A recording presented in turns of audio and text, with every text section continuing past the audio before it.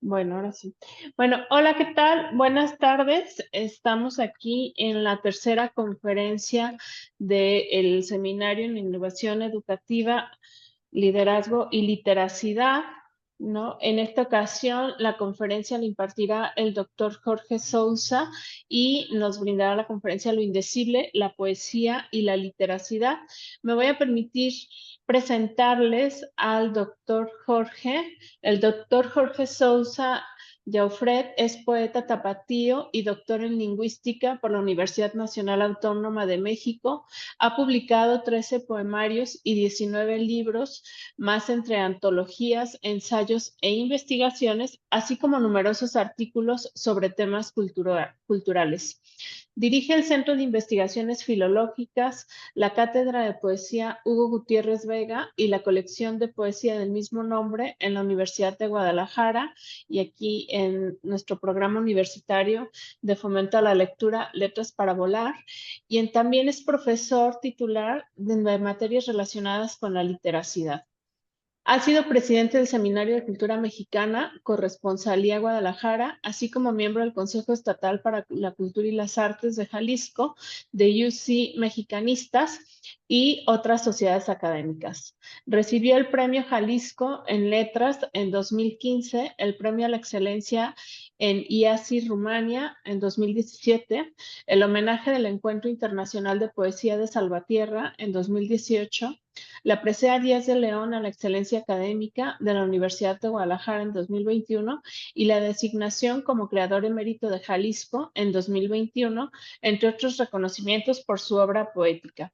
Bueno, también es un gran colaborador aquí del Instituto Transdisciplinar en Literacidad y de la Maestría en Estudios en Literacidad. Entonces le damos la más cordial de las bienvenidas y le agradecemos que esté aquí con nosotros, doctor Jorge. Y bueno, le voy a hacer el Muchas uso de la gracias. voz para iniciar con su conferencia. ¿Cómo no? Muchísimas gracias, a la doctora Patti Rosas, a ti y a los amigos que nos están acompañando. Y bueno, me da gusto saber que luego van a tener oportunidad de ver la conferencia en el YouTube. Bueno, queridos amigos, el título es Lo Indecible, la poesía y la literacidad. Y trata de hacer una especie de, caray, perdone, es que se me fue mi texto. ¿Dónde está? ¿Dónde está? Creció a toda la pantalla el Zoom y ya no veo mi texto, hombre.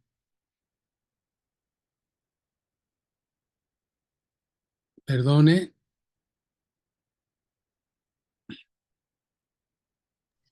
Doctor, Ujú. lo que pasa es que el Zoom se ha de haber puesto en pantalla completa. Sí, así es. Entonces, si le pone escape, este, Ah, ok, ahí está. Muchas gracias. Entonces, ¿sí? sí, entonces, bueno, pues vamos a tratar de establecer este A ver, vínculo entre lo indecible, la ay, no. poesía y la literatura. Entonces pasamos la pantalla A y bueno, ver, para... espera, ay, doctor, ¿Está complicado? sí, Así no, a media, ya, así que se vea tantito aunque sea, no importa.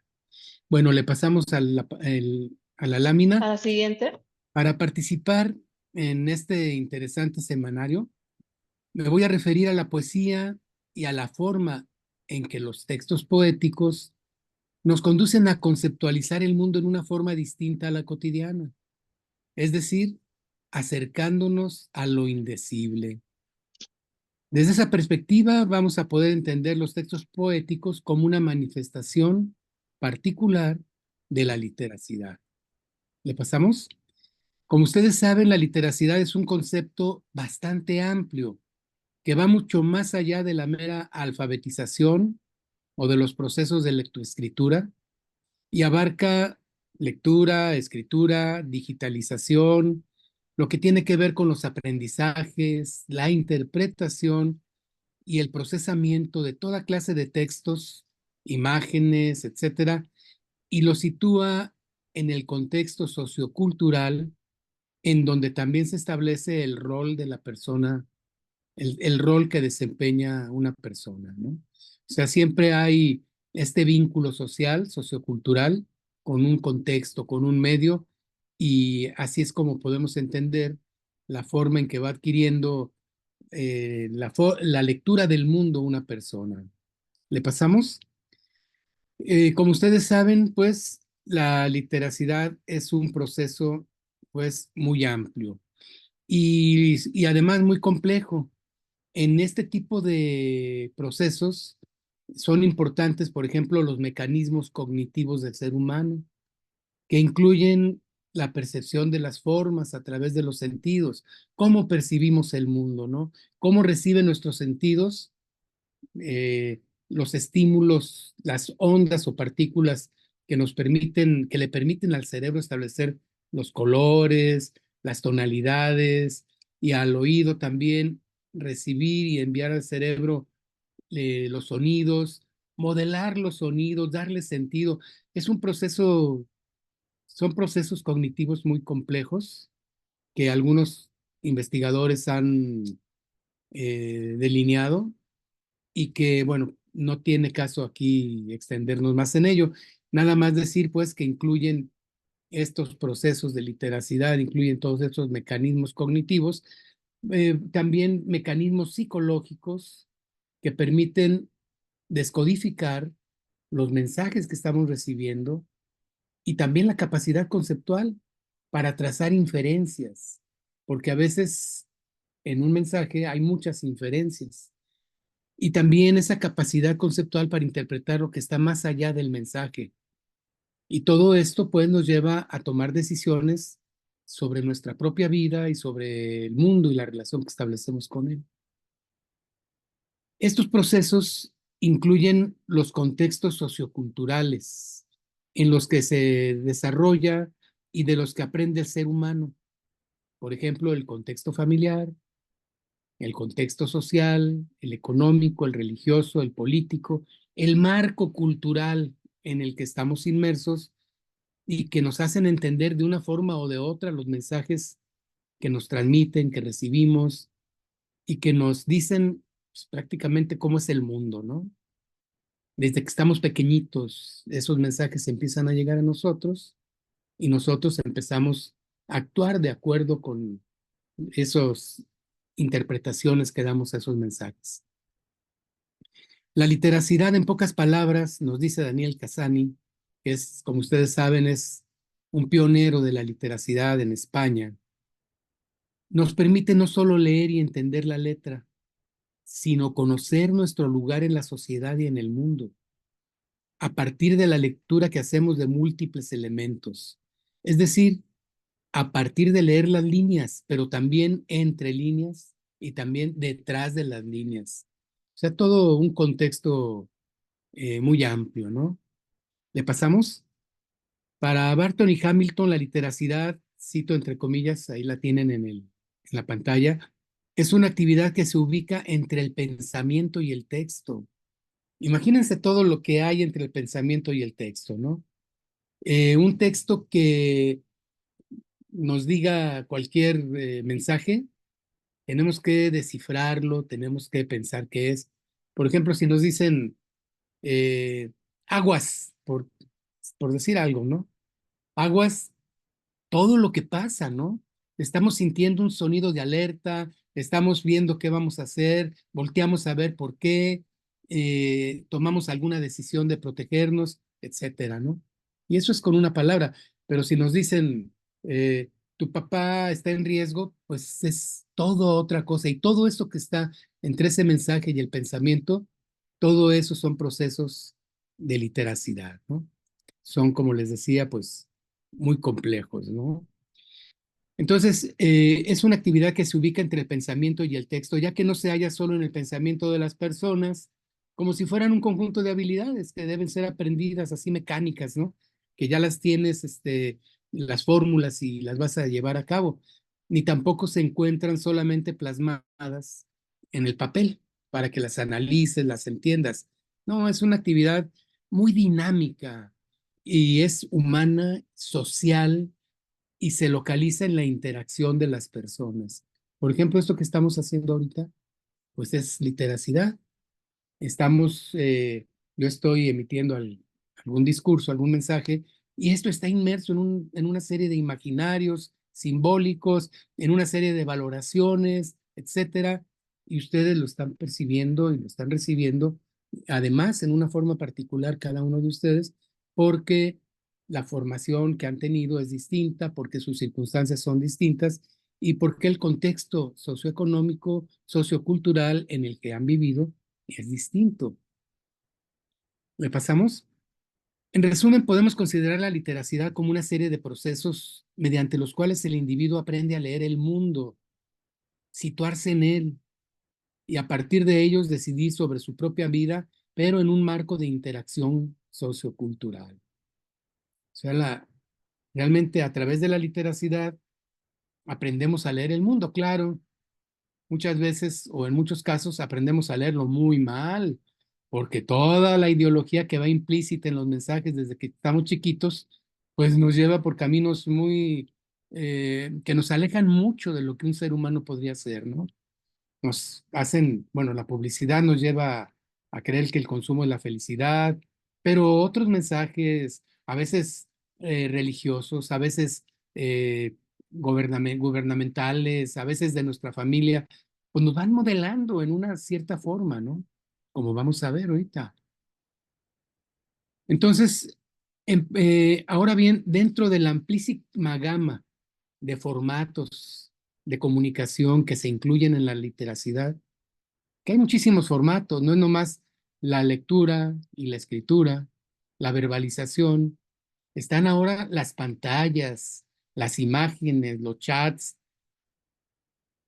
las imágenes plásticas, los celulares, los anuncios publicitarios, lo que nos dice el amigo, lo que vemos, hasta los elementos naturales nos están hablando y nos están diciendo, las ropas nos están hablando y nos están diciendo mensajes de cómo son las personas, de cómo es el mundo.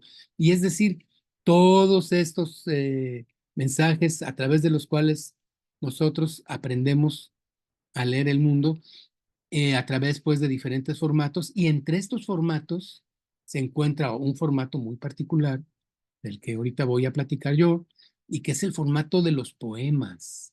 ¿Le podemos pasar? Los Ajá. poemas son objetos Ay, lingüísticos, ahí es, objetos ah, lingüísticos finamente construidos. En ellos, como ha dicho y como lo ha hecho notar Jacobson y Levi Strauss y otros estudiosos, están presente una arquitectura muy rica en ay, sincronías, no, posiciones, ritmos, contrapuntos, asimetrías, etcétera, series, y en ellos se manifiesta esa perdón. esencia que es muy difícil de definir y que conocemos pues como poesía, ¿no? Hay, bueno, para los interesados en esta sincronía y en esta arquitectura, hay un maravilloso estudio de Roman Jacobson y Levi Strauss que se llama, bueno, que es el análisis de un poema de Baudelaire, que es Los gatos, ¿no? Les Chats. Y en ese análisis, ahí nosotros podemos darnos cuenta de la rica arquitectura de un poema, ¿no? Le dedica, no sé, yo creo que son, digo, no recuerdo ahorita, pero son como 15 páginas, ¿no? Pero van encontrando por qué un poema es un poema, por qué un buen poema es un buen poema, ¿no? Toda esta urdimbre, toda esta sincronía y además estoy hablando ahorita en el aspecto, bueno, en varios niveles, o sea, en el fonológico están los ritmos, la prosodia, la pronunciación, la acentuación, etcétera, la rima, y luego está en el semántico, todas las simetrías y asimetrías y oposiciones que hay en lo semántico, la carga de significativa que van conteniendo las unidades léxicas, las palabras con que está armado este poema, ¿no? Entonces si tienen ustedes interés en ver eso, vean, busquen ese, está en internet incluso. Levi Strauss, Jacobson, Los gatos de Baudelaire. También hay un libro de Jacobson muy bueno que se llama Arte Verbal, Signo Verbal, Tiempo Verbal, si no me equivoco, donde también se nota todo esto, lo que es un poema, ¿no? Y recuerden también que hay muchísimos formatos de poemas, desde el poema concreto, ahorita no quise ya agregar eso, hasta un soneto, ¿no? Un soneto que es rima, metro, 14 versos, dos cuartetos, dos tercetos, etcétera. De la poesía, Octavio Paz ha dicho lo siguiente. ¿Le pasamos tantito? Ujú. Tiene Octavio Paz, yo creo que algunos lo conocen, es el librito ese maravilloso que se llama El arco y la lira. Es un ensayo y no pretende en alguna forma aquí ser un conocimiento técnico científico, pero este ensayo es un ensayo poético sobre la poesía, ¿no? Entonces, entre tantas cosas dice ahí, la poesía es conocimiento, salvación, poder, abandono. Fíjense, conocimiento. Octavio Paz dice que es conocimiento. Y no nomás Octavio Paz, ¿eh? Ahorita lo vamos a ver más adelante. Ortega y Gasset, que era un filósofo tan, digamos, tan alejado del conocimiento no del conocimiento, tan alejado de la sensibilidad artística, también lo dice, por ejemplo, ¿no? Salvación, ¿por qué nos salva? Pues precisamente nos salva de los muros del lenguaje cotidiano. Poder, porque derribando los muros del lenguaje cotidiano, tienes el poder para acercarte a tu propia humanidad, a tu propia libertad, a ver el mundo sin esas caretas, ¿no? Abandono, operación capaz de cambiar el mundo. Aquí diríamos, operación capaz de cambiar la representación que tenemos del mundo, ¿no? Que además, pues es el mundo que habitamos, esa representación. La actividad poética es revolucionaria por naturaleza, ejercicio espiritual, es un método de liberación interior. La poesía revela este mundo, crea otro. Pan de los elegidos, alimento maldito, ¿no? Entonces, es un lenguaje distinto al cotidiano, ¿no? Y eso es precisamente lo que a nosotros nos da eh, esa distancia, esa diferencia, ¿no? Vamos a pasarle la lámina y yo quiero tocar dos cuestiones antes de irnos más con la poesía. La primera, y creo que esto es básico, ¿no? Por eso a veces es importante destacarlo. La primera se refiere a la forma en que percibimos y nos relacionamos con el mundo que habitamos. Es decir, con todo lo que constituye esta nuestra realidad. Para aclarar este punto, voy a tomar las palabras del lingüista Pierre-Yves Racah, quien escribió lo siguiente. ¿Le pasamos? Ahí está, ¿verdad? Sí.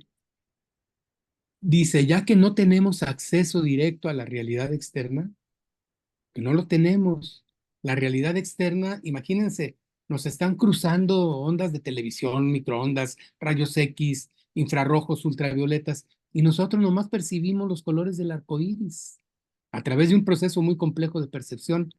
Entonces, ya que no tenemos acceso directo a la realidad directa, cualquier influencia que dicha realidad pueda tener sobre los seres humanos pasa por una construcción cognitiva, una realidad virtual que por razones evidentes no podemos en principio diferenciar de la, entre comillas, realidad real. Dicha construcción, que constituye la interpretación que cada persona hace del material que le facilita su aparato sensorial, es el resultado de una elaboración individual y social.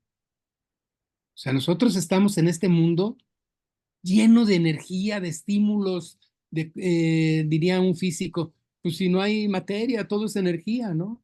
Sin embargo, lo que recibimos a través de nuestros sentidos, nuestro cerebro lo procesa y crea esta representación. Y en esa representación nos vivimos y nos movemos. Acuérdense ustedes de lo que decía Emmanuel Kant, el chaparrito filósofo de Königsberg. Decía que lo que veíamos era nomás el fenómeno, o sea, las cosas, lo que aparece ante nuestros ojos, pero el nómeno, el ser en sí, no lo podemos percibir, ¿no? Entonces, hagan de cuenta, si ustedes estiran la mano con los ojos cerrados, la están estirando a un abismo desconocido. Ahí hay, quién sabe qué cosas habrá. Para empezar, muchísimas ondas, muchísimas energía, etcétera, y nuestros sentidos no las pueden percibir, solamente pues muy poquito, ¿no? Pero la cultura nos ha dicho más o menos cómo interpretar todo eso y entonces nosotros en una elaboración individual construimos este mundo virtual. ¿Le pasamos? Según este punto de vista, cada ser humano vive en un mundo virtual que él mismo ha construido. Lo que hace o nos produce la ilusión de que los miembros de una civilización compartan el mismo mundo tiene su origen en el hecho de que las reglas de elaboración de dicha interpretación son relativamente estables y compartidas en una sociedad en una época determinada. O sea, todos vivimos en un mundo único virtual, pero lo que nos da la ilusión de que es el mismo mundo, pues es de que lo elaboramos con las mismas reglas. Entonces todos sabemos que la banda Machos es la banda Machos, pero cuando tocan una canción, a alguno no le va a gustar y a otro sí, y otro se va a poner a bailar y otro mejor se pone a llorar, ¿no? ¿Por qué? Porque cada quien trae su mundo, cada quien trae en la mente, bueno, para no decir la mente, que se presta a muchas interpretaciones, cada quien trae en su sistema conceptual una serie de textos y de experiencias que le hacen ver como cosa única lo que todos conocemos como una cuestión general, ¿no? Por ejemplo, casa. Como todos tenemos un esquema mental de casa, entonces la sabemos reconocer, pero cada quien la vive diferente. Bueno, en fin. Así, la persona y el mundo, virtual para un observador externo, pero real para la persona misma en el sentido de que es el único que puede influenciarla, se desarrollan en forma interrelacionada. Es como un milagro. Estamos en un mundo en el que podemos incidir, ¿no? ¿Le pasamos? La segunda observación que quiero señalar nos fue ofrecida ya hace algunos decenios por los lingüistas Worf y Sapir, ¿no? Quienes a su vez relativizaron lo que ya se llama realidad y dicen que existe una relación directa entre el lenguaje que utiliza un grupo determinado y la forma en que ese grupo entiende y habita su propio mundo. Ellos, bueno, uno era el maestro y el otro fue su seguidor, su discípulo, pero ellos dos trabajaron en estas teorías relativistas del lenguaje y del mundo, en las que se dieron cuenta, investigando en varias tribus, etcétera, que ellos ven lo que dice su lenguaje, no ven más, no hay más allá de lo que dice su lenguaje. Bien escribe Foucault, los códigos fundamentales de una cultura, los que rigen sus lenguajes, sus esquemas perceptivos, sus cambios, sus técnicas, sus valores, la jerarquía de sus prácticas, fijan de antemano para cada hombre los órdenes empíricos con los cuales tendrá algo que ver y dentro de los cuales se reconocerá. La lengua materna entonces se convierte en el medio que transmite principalmente las configuraciones conceptuales de una cultura y una época, configuraciones que ordenan el mundo desde niño de una manera determinada, configuraciones que ingenuamente se transmiten saturadas de prejuicios. Ingenuamente, pues porque la mamá, claro que no quiere pasarle prejuicios, ¿no? Pero de carga ideológica, de representaciones simbólicas, de construcciones semánticas limitantes, ¿no? Donde resulta difícil imaginar siquiera aquello que no ha sido nombrado. Por ejemplo, las posibilidades invisibles de una civilización mejor. Y esto va desde lo más sencillo hasta lo más grave, ¿no? Lo más grave, pues, por ejemplo, como durante tantos años, durante tantos siglos, durante tantos milenios, el lenguaje justificaba la subordinación de la mujer. Era normal y las mamás lo enseñaban. Y lo más sencillo, que también no lo vemos, pero me acuerdo que allá en México hay un monumento al drenaje, ¿no? Es como un tubo muy enorme, enorme el tubo aquel, y unos hombres ahí trabajando, porque es el drenaje profundo o algo así, y ponen un monumento al drenaje. Y nosotros lo vemos bien y la gente, qué bueno que hay un drenaje muy gordo. Pues no, lo ideal sería que las casas fueran autosustentables, pero eso no lo imaginamos porque no está en nuestro inventario, ¿no? Nadie nos lo enseñó. Entonces, pues no lo vemos Así por eso nuestro lenguaje, los elementos, las configuraciones que nos transmiten desde niños, pues nos hacen que veamos el mundo de una forma y que no veamos otras posibilidades invisibles, entre ellas las de una civilización mejor. Por ejemplo, nadie nos enseña a discutir sin pelearnos, ¿no? Cosas de esas, ¿no? Bueno, le pasamos, por favor. El mundo contemporáneo está regido, por ejemplo, por imaginarios simbólicos colectivos que durante muchos siglos justificaron, por ejemplo, los abusos de las monarquías, porque decían los reyes, a mí me puso Dios, y todos, ah, pues sí, ¿no? Entonces, ¿cómo lo justificaban eso? Con el lenguaje. Desde que nacía el niño le decían, no, pues el rey lo puso Dios, ¿no? El rey es el representante aquí de Dios, ¿no? Entonces, realmente, durante muchos siglos, el mundo contemporáneo está regido por imaginarios simbólicos colectivos, pero muchos de ellos son muy injustos, ¿no? Y justifican los abusos de la monarquía, el sometimiento de la mujer, la segregación de la raza negra. ¿Cuántos años, cuántos siglos no se dijo que eran animales los negros? La explotación de los habitantes originarios aquí en México, ¿no? En toda Mesoamérica, cómo el lenguaje justificó esa explotación de los indígenas, ¿no? Y que justifican aún ahora, ¿no? La desigualdad insultante y la explotación que impera. ¿Qué pasa en Gaza? ¿No? ¿Qué pasa en Gaza? Perdón, digo, no me quiero meter en política y lastimar sus creencias de nadie, pero ¿qué está pasando en Gaza? Es un genocidio. ¿Y cómo lo están justificando? Con palabras. Tenemos derecho a defendernos. Tenemos derecho a una tierra que era nuestra hace muchos años, ¿no? Entonces, el lenguaje no es neutro. El lenguaje es una cosa maravillosa y al mismo tiempo es una cosa terrible porque justifica y legitima muchísimas situaciones lamentables, ¿no? Castoriadis dice que la dinámica del mundo moderno se basa en una interpretación superficial. Es que llegamos aquí al mundo, nadie nos enseña ni a pensar, ¿no? Entonces, le damos una interpretación superficial, racionalizadora, que desprecia además las representaciones imaginarias de las sociedades precedentes. Pues, ¿qué decían? ¿Qué pasó cuando llegaron los mayas a Yucatán? Cuando llegaron los españoles a las tierras mayas, al imperio maya. Ahí está el obispo este de Landa, ¿no? Que quemó miles de libros mayas, de códices, ¿no? Entonces, y decía que todo eso era satánico, ¿no? Que eran cosas, bueno, ahí están las crónicas que él mismo hace, ¿no? Y que reconoce todo el montón de libros que quemó. Entonces, tenemos nuestra cultura muy superficial porque nadie ni siquiera sabemos de dónde venimos o nadie le hace la lucha para saber realmente qué es lo que está pasando, por qué la explotación del hombre, etcétera.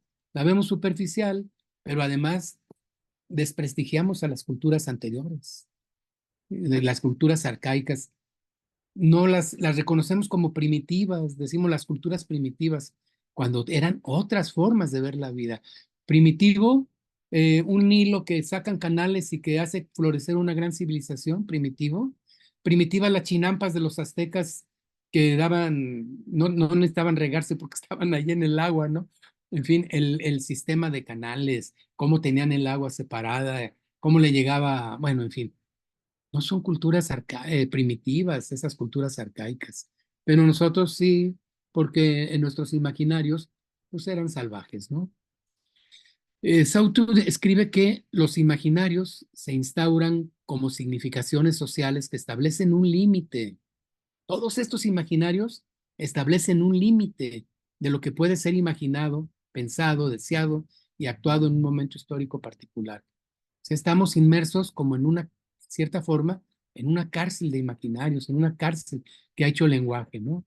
Y que no nos permite pensar, no nos permite imaginar cosas distintas, ¿no? Para Castoriadis, el imaginario colectivo constituye la condición misma de la existencia de los objetos y la sociedad. La realidad existe porque existe un imaginario radical del individuo y un imaginario instituyente del colectivo anónimo. Y además son imaginarios anónimos, ¿no? Pero eso sí, ¿eh? todos o la mayoría de ellos emergen del poder y están dirigidos a la supervivencia del sistema, ¿no? Que todo se mantenga igual. ¿Le pasamos? El lenguaje, con su enorme poder, es el que nombra las entidades concretas o simbólicas que aparecen y traza las coordenadas de su conceptualización. Nombrar es traer cosas y mundo a la existencia.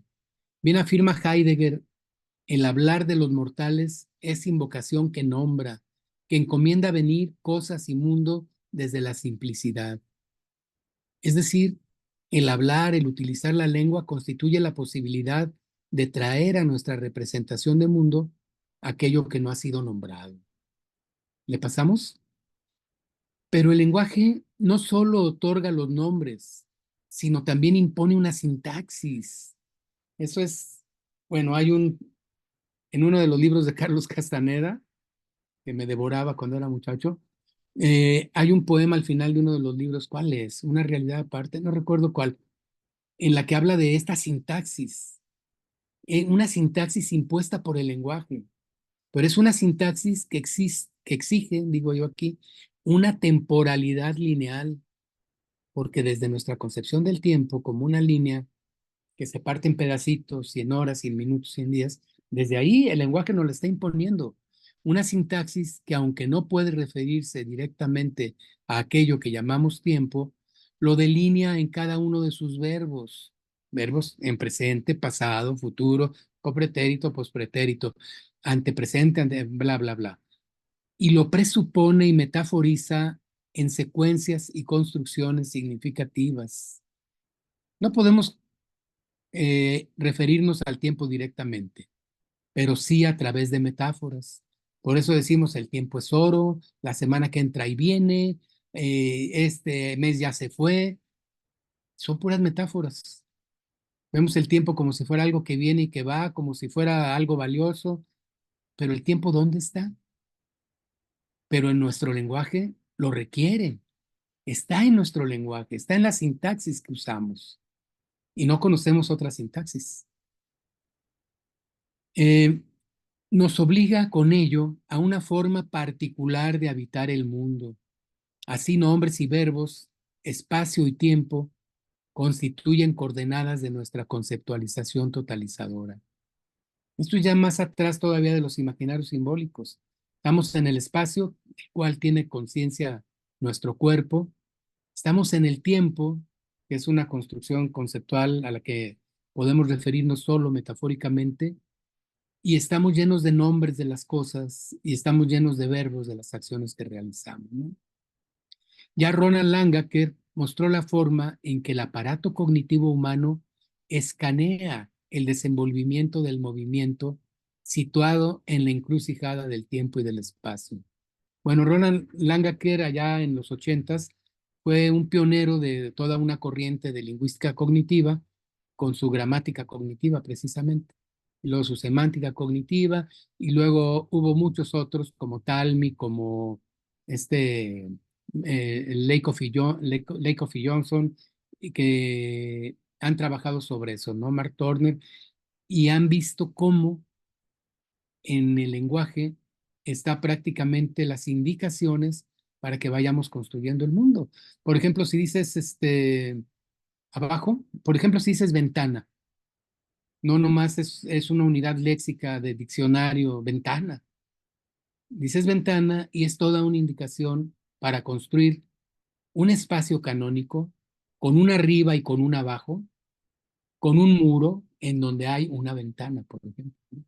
Entonces, cada unidad léxica es también un instructivo para representar, para elegir una porción de mundo, ¿no?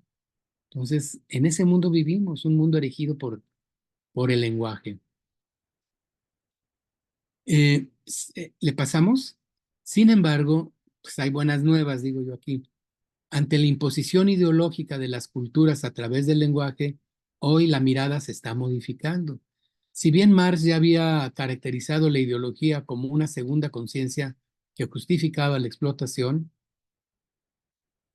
o sea, la ideología es ese acervo de contenidos que está en que corre en los discursos y que nos dice quiénes somos, qué debemos pensar, por qué estamos aquí, etcétera, ¿no? Y qué debemos hacer. Entonces, ahora hay numerosos investigadores desde distintas perspectivas que asumen una postura crítica ante la carga semiótica del lenguaje, ¿no? La carga semiótica que viene en el habla, que genera segregación, explotación, inequidad y todo esto, ¿no? Van Dyck, por ejemplo, después de un largo recorrido por la lingüística, fue mucho hizo en la lingüística, se ha enfocado en el análisis crítico del discurso. Es de hecho casi, digamos, si no uno de los fundadores, pues el fundador, ¿no? Análisis crítico del discurso desde donde hace visibles las imposiciones ideológicas que generan los lamentables desajustes señalados. Casani, ¿le pasamos?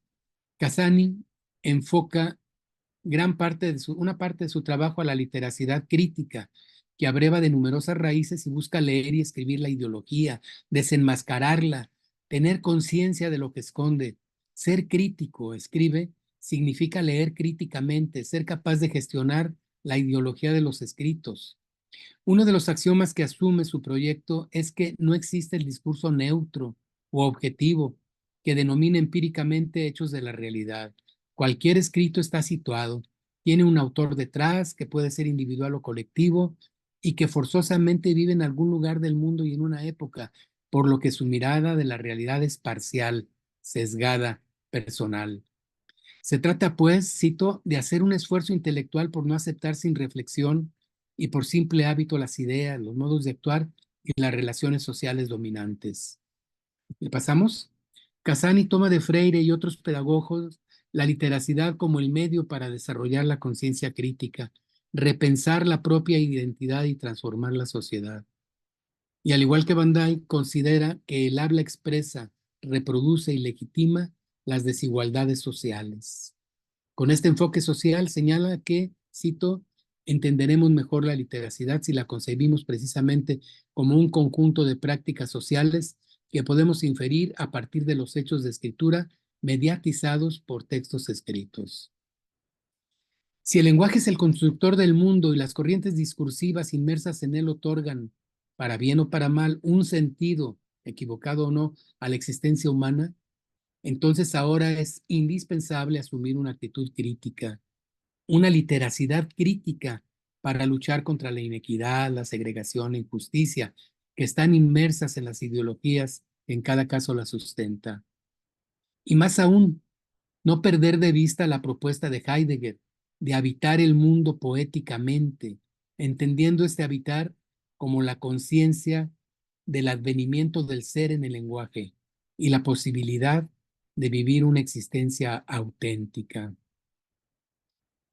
¿Pasamos? Frente al poder del lenguaje de fijar la realidad a través de los nombres y convertir todo en objeto manipulable, cito, el lenguaje poético sale al encuentro del ser, no fijándolo como objeto, sino correspondiendo a una dinámica de desvelamiento del ser. Es en la palabra poética donde mejor se experimentan las posibilidades originarias del lenguaje, posibilidades que orientan en una dirección distinta a las que han predominado en la tradición, dice Gustavo Cataldo al referirse al filósofo alemán, ya que, cito, el lenguaje es el advenimiento del ser mismo que aclara y oculta. Imagínense ustedes qué padre vivir en un mundo no limitado por las barreras del lenguaje impuesto, sino con la libertad de voltear y ver para allá y sentir que estamos aclarando y al mismo tiempo ocultando un mundo inagotable, ¿no? Que está en constante devenir. Y en este esfuerzo por nombrar una nueva realidad, la lexicografía encuentra nuevos retos, vinculados en buena parte a la ética y en parte a la necesidad de desactivar la carga que algunas unidades léxicas llevan en sí, en perjuicio de muchos seres humanos. Habitar el mundo poéticamente, como dice Heidegger, nos habla de volver al lenguaje para encontrar en él no las fórmulas agotadas de un mundo desgastado que se deshace poco a poco, sino de la búsqueda de un mundo nuevo, en el que se vaya al encuentro del advenimiento del ser a partir de mostrarse en la morada del hombre. su casa verdadera, que según Heidegger es el lenguaje. Ya el primer Wittgenstein había escrito que los límites de mi lenguaje son los límites de mi pensamiento. ¿Le pasamos? Según estas propuestas, el mundo, la realidad en que vivimos, la que constatamos y en la que estamos inmersos día a día, es una construcción conceptual, y esa construcción conceptual se construye principalmente a partir de las indicaciones del lenguaje, de las palabras, es decir, de procesos que pertenecen al ámbito de la literacidad. ¿Le pasamos? Con el lenguaje que nos pertenece actualizado como texto o discurso, designamos los objetos y las particularidades de nuestro mundo. Son los contenidos de los textos lingüísticos principalmente los que nos dicen qué somos y quiénes somos. Así que en cierta forma el mundo es una construcción conceptual que compartimos con nuestras semejantes gracias al uso cotidiano de nuestra lengua y a la construcción de imaginarios simbólicos colectivos. ¿Le pasamos? En oposición al uso cotidiano del lenguaje, el ser humano ha dispuesto desde hace miles de años del lenguaje poético. Heidegger nos dice, lo que es hablado en el poema es la pureza de la invocación del hablar humano. Poesía, propiamente dicho, no es nunca meramente un modo más elevado del habla cotidiana. Al contrario, es más bien el hablar cotidiano un poema olvidado y agotado por el desgaste y del cual apenas se deja oír invocación alguna. Pura superficie. ¿Le pasamos? El lenguaje poético nos permite adentrarnos en nuevos horizontes, ir más allá de las paredes del mundo cotidiano y crear nuevas realidades conceptuales a partir de la voz que emerge del poeta. No es lo mismo decir me gustas en una frase del lenguaje cotidiano que decir eres la llama del agua, de la gota diáfana de fuego derramada sobre mis párpados, como escribió Octavio Paz en su poema maravilloso Viento Entero, ¿no? Aunque surgen ambas expresiones de un mismo sentimiento, nos llevan a vivirlo de diferentes formas, ¿no? El amor, ¿no? Eh, bueno, las palabras de paz permiten a los amantes construirse en una nueva forma más allá de esas fronteras y abrir así nuevos espacios para entender su relación amorosa, la fuerza del amor, en formas distintas y enriquecedoras. Para ofrecer al lector las imágenes, los mundos posibles que emergen del poema, el poeta suele asumirse como una persona virtual, dueña de la voz que realiza el poema. Y sin embargo, esa entidad de la que emerge la voz, el canto poético, no es la misma que el escrito real. Bueno, Amado Nervo, cuando escribió La Amada Inmóvil, que dice, ¿de qué sirve al triste la filosofía? Kant, Schopenhauer, bueno, se llama Metafísico, Metafisiquios, creo que se llama el poema. Ahí está muy triste porque en tanto dice, Ana mía, te has muerto, ¿no? Entonces, ese sujeto lírico queda para siempre. Ese hombre triste por la muerte de la amada inmóvil, todo en ella encantaba, todo en ella atraía, su mirada, su gesto, su sonrisa, su andal, y al final dice, y a la fuente de gracia de donde procedía, se volvió como gota que se vuelve a amar. Ese es la voz virtual, el sujeto virtual del poema. Ahí quedará ese hombre triste. Pero en la vida real, el Amado Nervo real, pues fue el que, en cuanto tuvo edad de casarse, la hija de Ana, de su Ana querida, le pidió matrimonio, ¿no? Ella le dijo que no, que porque nomás lo podía ver como papá, pues era su tutor, se quedó con ella cuando murió Ana, y ese era un hombre diferente, ¿no? Entonces uno es el sujeto lírico y otro el otro, ¿no? Eh, de- eh, dice formas, al decir de Yuri Lotman, todas estas formas, bueno, integran todas las formas de leer un poema, son muchas, o sea, son infinitas, como dice Roland Barthes, son infinitas, la lectura infinita, ¿no? Pero al mismo tiempo hay infinitas formas en que no se puede leer. Entonces, todas esas lecturas que Larisa Beleskova llama archipoema, el archipoema, todas esas lecturas dialogan con cada uno de nosotros en una forma diferente, pero tienen el constante de que son enriquecedoras. Amplían nuestra visión de mundo, amplían nuestro horizonte, nos dicen otras cosas distintas al lenguaje cotidiano y por eso, como diría Heidegger, hacen advenir lo indecible hacia nosotros, ¿no? Heidegger afirma que el poema produce una desgarradura en el ente, es decir, en el mundo de los objetos que nos rodean para permitir que asome el ser y se nos muestre.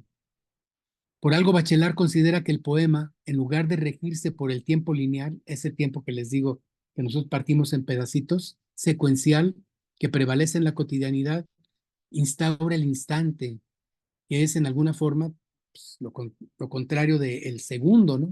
El instante. Es la posibilidad de asomar a lo eterno. Todos hemos vivido algún instante y esos instantes quedan ahí hacia la profundidad y hacia la altura, como si fueran un trazo vertical sobre la línea horizontal del tiempo. El instante poético permite, gracias a la voz que emerge del sujeto lírico, la develación que nos permite reconocer nuevos aspectos del mundo y habitarlos. ¿Le pasamos? No pretende el poema mantener en pie las paredes del mundo conceptual que hemos construido con el lenguaje cotidiano. Al contrario, busca derrumbar esas paredes, abrir en los imaginarios simbólicos colectivos huecos para asomar a nuevas visiones y para permitirnos que el ser asome por ellos. Busca generar otros aspectos de la realidad, pulsarlos, para que, en los términos que señala el filósofo alemán, habitemos poéticamente el mundo, es decir, lo habitemos auténticamente, es decir, comprendiendo que el ser humano es posibilidad y que puede apropiarse de ella y responsabilizarse de su existencia. No es un ejercicio sin sentido. Las imágenes insertas en la temporalidad del instante reordenan nuestra conceptualización del mundo y lo modifican en una operación de conocimiento. ¿Pasamos? El conocimiento, según Armando Zacarías, desempeña una función ordenadora de la experiencia sensorial, es decir, el conocimiento reordena nuestra visión del mundo o una parte de ella, lo que significa que un poema al abrir nuevos espacios conceptuales impele a dicho reordenamiento y por lo tanto es portador de conocimiento. Ya casi termino. Dilthey afirma que religión y poesía no son sino tres, ¿le pasamos? Diferentes formas de enfrentarse al conocimiento. Las dos primeras, ciencia y religión, sin embargo, no logran aprenderlo en su totalidad porque enfocan objetos externos y no la experiencia e intimidad del hombre, como sí se consigue en la práctica de la poesía. Es la forma en la que la poesía conjuga y utiliza los símbolos para aprender un estrato de la realidad inaprensible por otros medios, lo que le otorga su originalidad y le permite construir representaciones válidas del mundo. Por eso Dilthey afirma que filósofos científicos religiosos intentan arrebatar a los poetas tal verdad y penetración evidente. ¿Le pasamos? Igualmente subraya la enmarañada conexión que la poesía sostiene con la realidad y destaca la que constituye una manifestación del habla que se encuentra cargada o sobrecargada de elementos, que sitúa al hombre ante una lectura particular de la realidad. Una realidad que se eleva, dice, sobre el dominio de las realidades y las abarca como un segundo reino de creaciones artísticas. ¿Le pasamos? Un acercamiento en este mismo sentido con otros instrumentos realiza Heidegger, que en su libro De Camino al Habla afirma: lo que es hablado en el poema es la pureza de la invocación del hablar humano. Poesía propiamente dicho no es meramente un modo, ya lo dijimos, más elevado del habla, sino más bien el habla cotidiana es un poema olvidado y agotado por el desgaste y del cual apenas se deja oír invocación alguna. No es extraño que a lo largo del siglo XX la poesía haya sido considerada en una u otra forma un umbral al conocimiento, ya que, como asegura Heidegger, la verdad se arregla dentro de la obra poética, pues es ella la que desoculta el ser del ente y lo patentiza en el desgarramiento de la obra. Pasamos. El filósofo español contemporáneo suyo, José Ortega y Gasset, dijo en una de sus conferencias, hace mucho, bueno, y además está en un libro, hace mucho tiempo que sostengo en mis escrituras que la poesía es una forma de conocimiento, o dicho con otras palabras, que lo dicho por la poesía es verdad. La diferencia entre verdad científica y verdad poética se origina en caracteres secundarios. Eh, Le pasamos. El lenguaje poético va más allá de lo verdadero o falso, puesto que no es un lenguaje unívoco. Ya ven ustedes, el lenguaje poético es muy ambiguo. El lenguaje de la metáfora, del símbolo, en general del lenguaje analógico, está del lado de la conjetura con respecto a la realidad, dice Paul Ricoeur. Y claro, podemos afirmar que hay mejores conjeturas que otras y que hay mejores poemas que otros, en tanto que unos nombran mejor su realidad y permiten ampliar el horizonte de comprensión. y otros no logran penetrar ni explicar la condición humana. Cuanto hemos dicho, como hemos dicho, consideramos conocimiento toda idea o conjunto de ideas que nos permiten reordenar una parte del mundo o el mundo en su totalidad. Y entendemos por mundo la representación conceptual del objeto total exterior donde está situado el ser humano. En esa forma, la observación primaria de una obra, cualquiera que sea su género, nos expone primero a una experiencia sensorial y después a una relación de tipo cognitivo. Por ello, Zacarías recuerda porque para Humberto Eco, cito, el texto estético, lejos de provocar solo intuiciones, proporciona, al contrario, un incremento del conocimiento conceptual.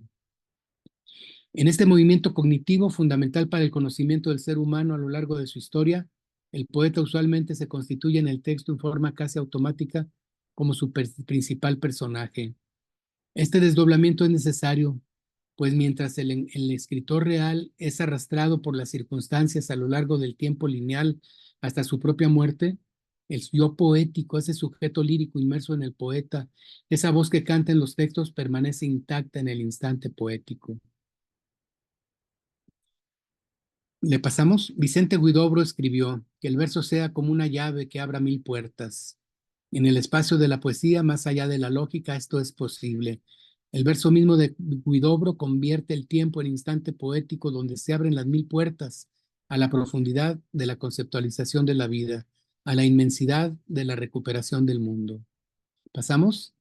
Juan Gelman responde a la pregunta, ¿para qué sirve la poesía hoy? ¿Para lo que siempre existió? Para nombrar lo indecible y enriquecer al ser humano. Lo mismo saben otros autores como Hugo Gutiérrez Vega y Armando Trevisan. El presente es perpetuo, repite una y otra vez Paz en el poema antes mencionado, y abre a cada golpe de frase la visión de un nuevo instante que se instaura en lo eterno, en el seno del instante donde ficción y realidad son términos que pierden significación. Gracias a la poesía, lo indecible se acerca, se incorpora en nuestra representación de mundo y actúa enriqueciendo la vida humana. La poesía como herramienta de liberaticidad, ya lo dijo nuestra querida amiga y poeta Carmen Villoro, debería enseñarse desde la primaria. Con ello, digo yo, el contexto social se transformaría, las paredes del mundo cotidiano se comenzarían a desmoronar y se abrirían espacios hacia otros horizontes. Termino con unas palabras, pasamos al siguiente. Termino con unas palabras escritas por el poeta tapatío Hugo Gutiérrez Vega. Si encuentras en lo que digo algo que te pertenece, el juego seguirá, porque mis palabras son tuyas y de todos. Lo único que hace la poesía es cantar lo que a todos pertenecen. Muchas gracias, eso es todo. Ay, muchas gracias, doctor Jorge. Ya aquí tenemos los aplausos. Gracias, con el gusto Los de aplausos compartir con usted. visuales, ¿no? Aplausos visuales, claro. Sí. Entonces, bueno, ahorita abriríamos el micrófono, ¿no? Para participaciones, preguntas de los asistentes que le quisieran hacer aquí al doctor Jorge, pero estoy viendo que aquí en el chat Edgar Flores nos pregunta si bueno, más bien usted, si los imaginarios colectivos son inherentes al lenguaje compartido o pueden eventualmente ser incorporados por cualquier lenguaje. Siento que pensar en imaginarios compartidos despega al lenguaje del determinismo. Perdón, la última frase, ¿cuál fue? Siento que los imaginarios Siento colectivos. que pensar en imaginarios compartidos despega el lenguaje del determinismo. Pues bueno, lo que yo diría es que precisamente esos imaginarios simbólicos compartidos nos empujan al determinismo, porque nos están diciendo quiénes somos, qué hacemos aquí, cómo debemos ser, qué debemos hacer y cómo salvarnos, ¿no?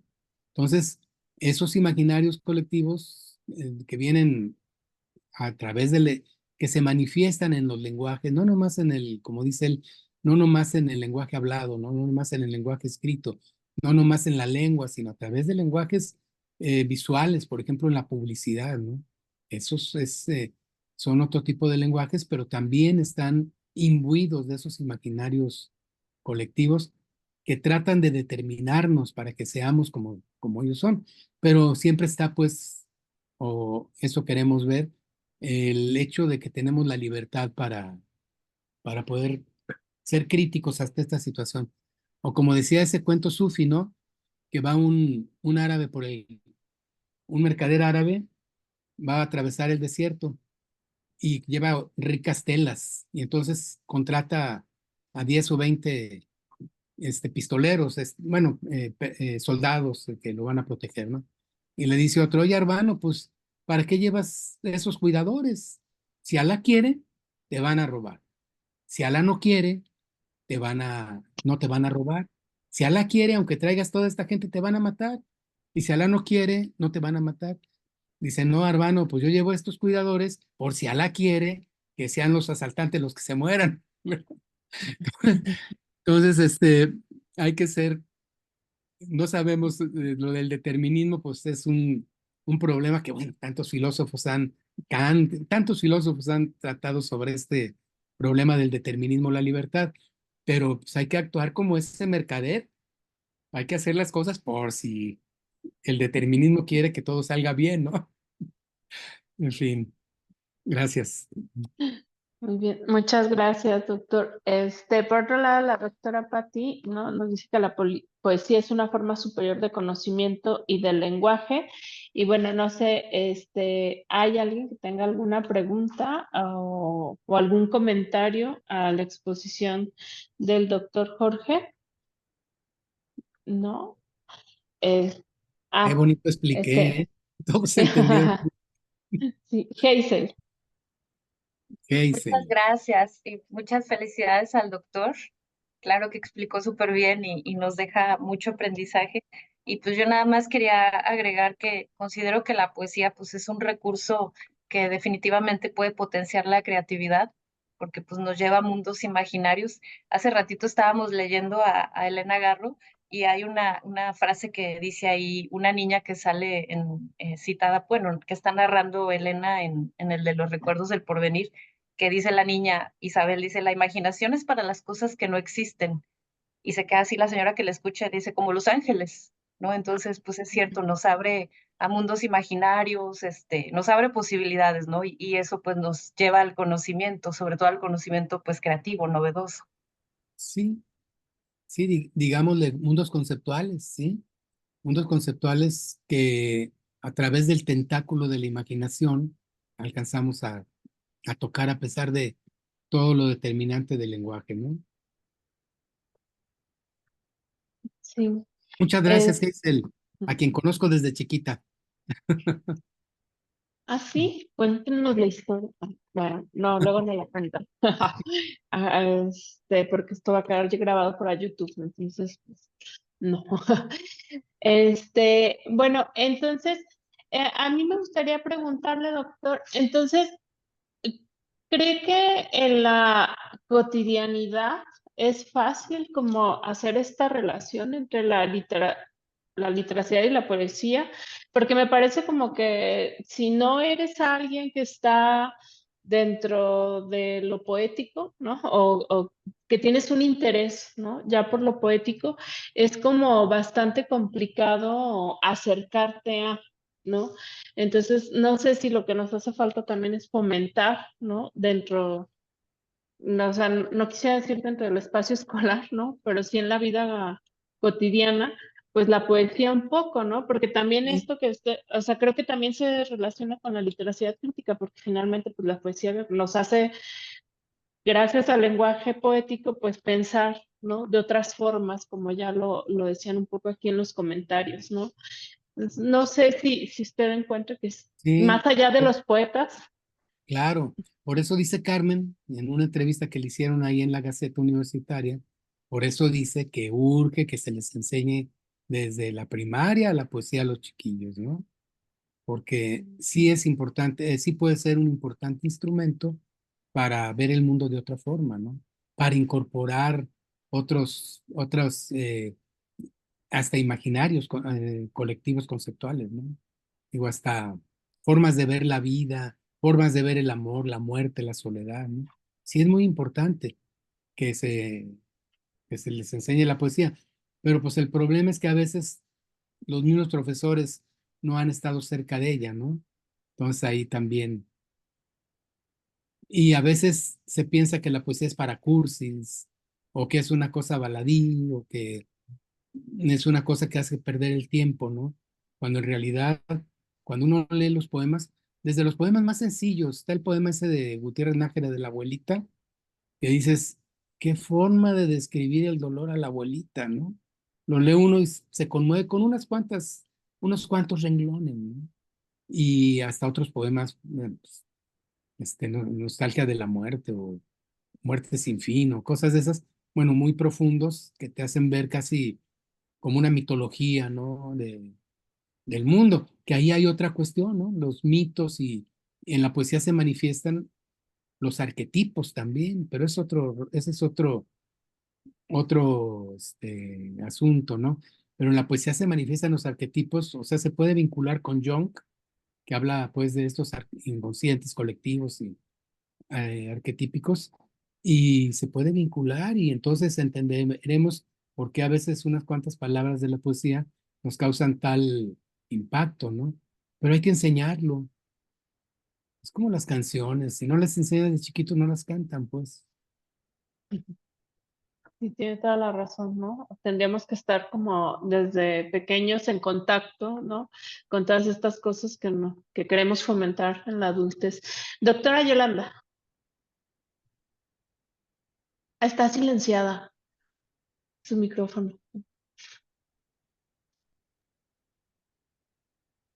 Primero, felicitar al doctor Sousa porque eh, no pude, tuve problemas para entrar al principio y también por eso no quiero hacer preguntas, porque no sé cuál es la primera parte, pero estaba muy interesada desde antes de escucharle y creo que en la parte que me tocó fue fascinante. Entonces, muchas felicidades por eso. Luego quería decir lo importante que acaba de expresar el doctor sobre enseñar a las chiquillas y los chiquillos la poesía. Quizás el Literali pueda invitar a Carmen Villoro para, porque ella tiene un curso para enseñar poesía ahí en la MT, en la maestría en literacidad. Y yo a veces me reunía con las y los estudiantes al salir de su clase y me pareció su metodología extraordinaria porque siempre les da algo para inspirarlos y luego les crea el ambiente imaginario sobre que tienen que expresar. Entonces quizás esa riqueza la debemos de recabar en un YouTube y luego distribuir en las prepas, algo así para que se fomente la poesía, porque también sabemos que la mejor época para que alguien abrace la poesía es la adolescencia, ¿no? Cuando nace el amor y quieren expresar esos nuevos sentimientos nunca antes sentidos en muchas ocasiones a través de lo indecible, y la poesía es la mejor herramienta para ello. Gracias, sí, así es. Estoy viendo aquí en el chat lo que dijo Edgar, que no lo entendí muy bien, pero ahorita quiero decir unas palabras. Dice, ¿los imaginarios colectivos son inherentes al lenguaje compartido? Por supuesto que sí, son totalmente inherentes. Hay unos muy positivos, ¿no? Mira, por ejemplo, hablar de la carrera, no sé, la carrera de cualquier carrera, la carrera de medicina o la carrera de leyes o de filosofía. Una carrera es imaginaria, es un imaginario colectivo compartido. Ese es positivo. La carrera de literacidad, muy positiva, por ejemplo. Pero, pero es imaginaria. ¿Dónde está una carrera? ¿No? ¿Dónde está? Y si no la puedes tomar en tu casa y la tomas por la pantalla o lo que sea, no, esa es una construcción simbólica, ¿no? Que tiene un valor, además, ¿no? Hay otras, pues, claro que mucho más terribles, ¿no? Y más nocivas, pero hay unas, pero todo en el lenguaje son imaginarios. Vivimos en un mundo de imaginarios colectivos. La universidad es un imaginario simbólico, valioso en este caso, ¿no? Pero es eso. Las religiones son imaginarios simbólicos, ¿no? No digo ni que sean ciertas o no, nomás digo que están en ese nivel, ¿no? los esquemas de gobierno, todos son, y todo está en el lenguaje. El lenguaje está lleno, lleno. Estamos en los imaginarios viviendo ese mundo simbólicos. Bien. Muchas Bueno, doctora, gracias. ahora sí tengo una pregunta, porque precisamente la generación Z, que dicen que es la última y por eso se llama así, y que nació con el Internet, cuando el Internet ya estaba, digamos, en plena apogeo, viven 8 o 9 horas diariamente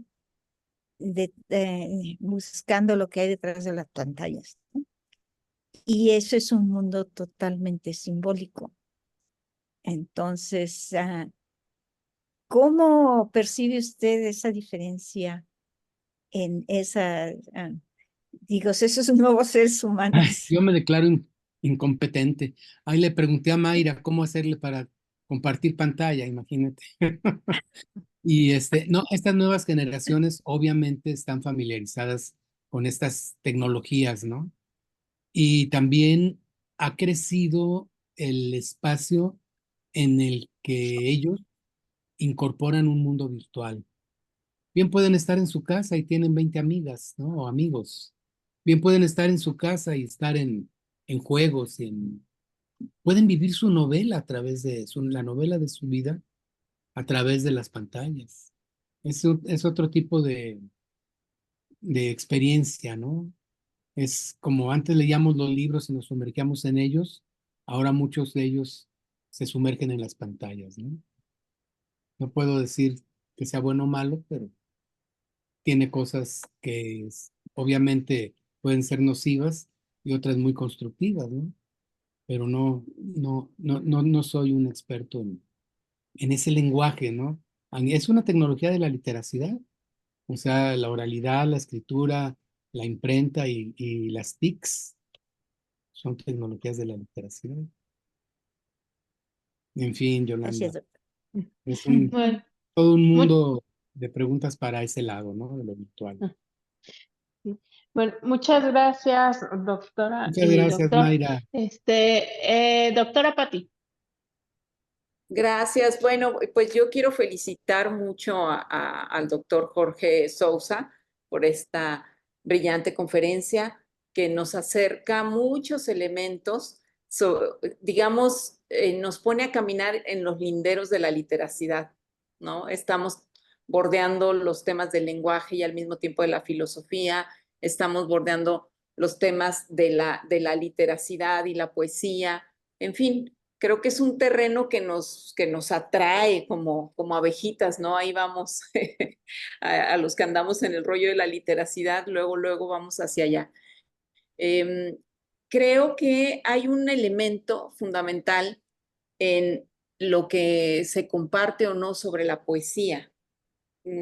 Yo he visto, me he llevado la muy grata sorpresa de observar cómo cuando hemos, con Letras para Volar, ido a las estaciones del tren ligero a leer poesía, de pronto hay gente, o sea, mucha gente se detiene. Alguna gente quizás no tiene tanta prisa y por eso se queda a escuchar. Y otros, menos, pero también hay otros, recitan poemas de memoria. Entonces, mi impresión, por cierto, optimista, es justamente eso, que la poesía no hay manera de que no le guste a la gente. Todo es cuestión de la ocasión, del tiempo, del momento en que le toque estar en contacto con la poesía. Y bueno, es parte también de qué tanto como sociedad somos capaces de compartir colectivamente esta riqueza que tenemos con la poesía. ¿Desde cuándo, no? Nuestros ancestros aquí, cómo llamaban a los señores y las señoras del canto, de la flor y el canto, ¿no? Para referirse a las poetisas, a los poetas. Y es decir, de la flor y el canto, así, Xochitl. Exactamente, es asociarlo inmediatamente la poesía con la belleza que implican las flores y el canto y el arte. Entonces, yo creo que falta socializar más para poder compartir esto. Lo de la poesía que dice Carmen Villoro, de hecho, ahora en los nuevos libros de texto que hicimos el análisis de cómo estaba la literatura en los libros de texto, pues vimos que es poco y nos dimos cuenta que hay muy pocos textos de poesía. O sea, sí hay textos diversos de narrativas, imaginativos, de leyendas, pero en general son pocos, van disminuyendo, como que en primero tienen más materiales de estos, más lecturas, y en sexto va bajando, como si perdiera importancia, ¿no? Y bueno, pues esa es de las cosas que hay que, por las que tenemos que luchar para que entre el gusto por la lectura de una manera muy juguetona. Fernando del Paso hacía sus poemas súper pequeñitos para los pequeñines, ¿no? Y también con mucho éxito, porque es lo que ellos viven y les gusta jugar con esas palabras y demás. Entonces, bueno, yo creo que hay, bueno, lo que me encanta es que creo que esta conferencia nos inspira, ¿no? Nos inspira a hacer cosas, ¿no? A decir, sí, hay que promover la poesía, hay que salir son reflexiones muy valiosas en ese sentido y pues yo las quiero agradecer mucho, estimado doctor, porque Muchísimas gracias. Lo agradezco mucho. Bueno, la doctora Rachel, ¿no? También lo felicita por su conferencia y nos Gracias, comenta Rachel. cómo escucharlo la motiva para intentar escribir poesía, ¿no? Y Adelante. esperemos que a todos, ¿no? Nos motive para escribir poesía. Y entonces, no sé si habría alguna otra intervención o algún otro comentario, y si no, pues entonces ya nada más nos restaría agradecerle al doctor Jorge por su excelente charla y pues por esto, ¿no? Por incitarnos, si no a escribir, al menos a leer poesía, ¿no? Gracias a ustedes que me acompañaron, ¿no? Muchísimas gracias. Lo agradezco. Pues Bueno, muchas yo tomando gracias a el todos. pie de Rachel, antes de que nos vayamos, quiero que el doctor nos dé unos consejos para aquellas personas interesadas en iniciarse en la poesía. ¿Qué tenemos que hacer? Pues dos consejos. Uno es que escriban, de veras. Lo que Lean sea. poesía y escriban. Y segundo, que vayan a un taller o se junten con algunos a quienes les puedan leer sus poemas y se los puedan comentar. Ese es el caminito primero, ¿no? Leer poesía, comentarla, porque a veces la poesía resulta difícil de entender para algunas personas, ¿no? Entonces hay que leerla en voz alta, comentarla, escribir, leérselo a amigos, compañeros, intercambiar opiniones, eso es. Pero si escribes poesía y me la mandas, con gusto te hacemos ahí una plática de observaciones. ha hecho muy bonitos, así que te comparta. No hay peor Sí, poema que no se escribe, diría yo. sí, así es. No hay peor poema que no se escribe. No hay peor lucha que la que no se hace. Muy Sí. bien. Muchísimas gracias por Bueno, todo, ¿eh? Gracias, Mayra. Gracias, Pati. no, muchas gracias, doctor, por Ustedes, estos consejos, ¿no? Y bueno, vamos todos a escribir poesía. eso. Vamos.